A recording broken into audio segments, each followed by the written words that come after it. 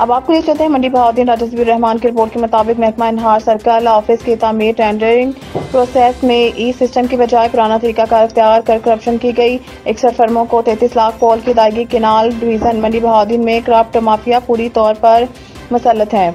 Overseer Rizwan लाली काफी अर्सा से Anees traders और दीगर फर्मों के नाम पर ठेकेदारी कर रहा है। हर शोबे और काम में करप्शन का दौर दौरा है। नीचे से ऊपर तक हिस्सेदारी की वजह से मिली भगत है। यही वजह है कि बड़े बड़े स्कैंडल सामने आने के बावजूद महकमे के आला अफसरान टच से मस नहीं होते और मुलव्वस एहलकारों को कानूनी मुश्किलातों का सहारा लेकर तहफ़्फ़ुज़ फराहम करते हैं। मंडी बहाउद्दीन में सर्कल ऑफिस सुपरिटेंडेंट इंजीनियर के दफातर की तामीर के लिए 19 जुलाई को टेंडर्स ओपनिंग हुई, जिसमें जराये के मुताबिक 60 से ज्यादा फर्मों ने टेंडर्स डाले और मौके पर लाखों का ओपन पोल हुआ।